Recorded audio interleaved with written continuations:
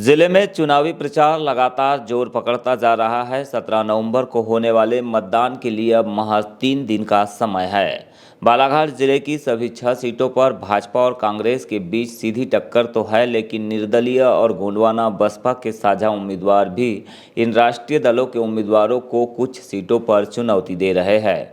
बालाघाट विधानसभा seat में जहां Congress party से अनुभव मुजारे का प्रचार जोरों पर चल रहा है, वहीं भाजपा के प्रत्याशी गौरीशंकर बिसेन भी निरंतर मतदाताओं के बीच पहुंचकर आम जनता से वोट की अपील कर रहे हैं। 13 नवंबर को भाजपा प्रत्याशी गौरीशंकर बिसेन ने वार्ड नंबर 3 एवं 10 में सघन जनसंपर्क किया। इस दौरान उनके साथ नगरपालिका अध्यक्ष भारती सुरजीत सिंह ठाकुर सहित भाजपा के कार्यकर्ता मौजूद रहे। वहीं दूसरी ओर अनुभव मुजारे ने भरवेली, बोदा, कुम्हारी सहित अन्य ग्रामीण क्षेत्रों में पहुंचकर जनसंपर्क किया और कांग्रेस को जिताने की अपील की। लाडली बहना वार्ड नंबर 10 में है और वार्ड नंबर 3 में भी इससे ज्यादा है। दोनों वार्डों में 1000 लाडली बहना है। अभी तो ये वो आंकड़े हैं जो 23 साल से ऊपर की शादीशुदा बहनों के। अब हमने इसमें संशोधन कर दिया। अब 21 साल की विवाहिता हो, शादीशुदा हो तो ठीक, और कुंवारी हो तो ठीक, उसको भी लाडली बहना मान लिया। उनका भी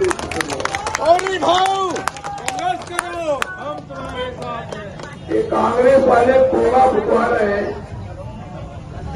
कहते हैं परिवर्तन करो। जरा उनसे पूछो ना, आज के 5 साल परिवर्तन हुआ था मध्य प्रदेश में। सरकार बनी थी कांग्रेस की। उन्होंने कहा था बेरोजगार को बेरोजगारी भत्ता देंगे। दिया क्या? दिया क्या बताओ? उन्होंने कहा था 2 लाख तक किसानों का कर्जा माफ करेंगे। किया क्या? तो वादा खिलाफी किसने की? तो जो वादा खिलाफी करें, सरकार जनता ने विश्वास करके उनकी सरकार बना दी। जब सरकार में आ गए तो वादे को भूल गए। 15 महीने के 2 बजट में कोई पैसे का इंतजाम नहीं।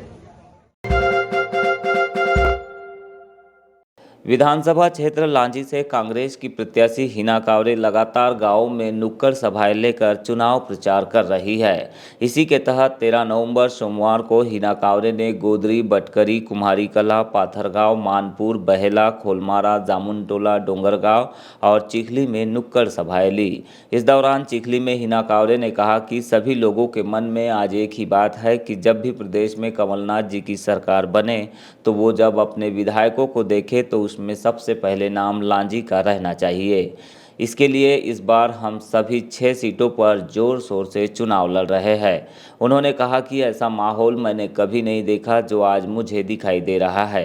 ये कांग्रेस और भाजपा का चुनाव नहीं है, ये हार जीत का भी चुनाव नहीं है।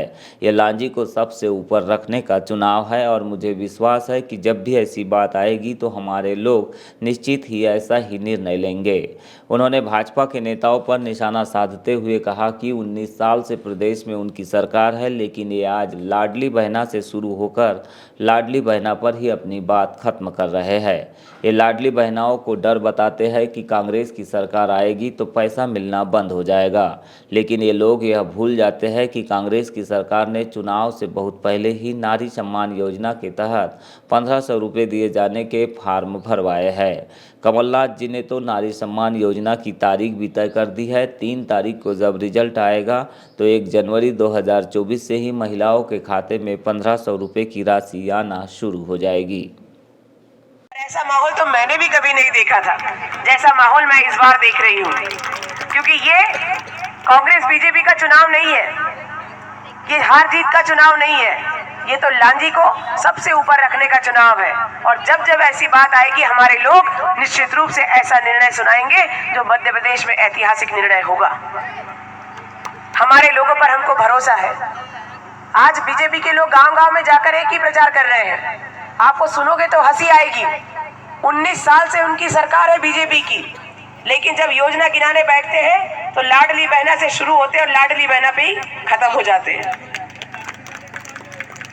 ये डर बता रहे हैं लाडली बहनाओं को कि कांग्रेस की सरकार आ गई तो तुम्हारा पैसा मिलना बंद हो जाएगा हर महीने जो खाते में आ रहे हैं। पर वो ये भूल गए कि कांग्रेस के लोगों ने पहले ही नारी सम्मान योजना का फॉर्म भरवा लिया है और जो महिलाएं छूट गई है उनको भी पैसा मिलेगा। कमलनाथ जी ने तो नारी सम्मान योजना की तारीख भी तय कर दी है। 17 तारीख को चुनाव होगा, 3 तारीख को रिजल्ट आएगा और 1 जनवरी 2024 से हमारी महिलाओं के खाते में 1500 रुपए आना शुरू हो जाएगा।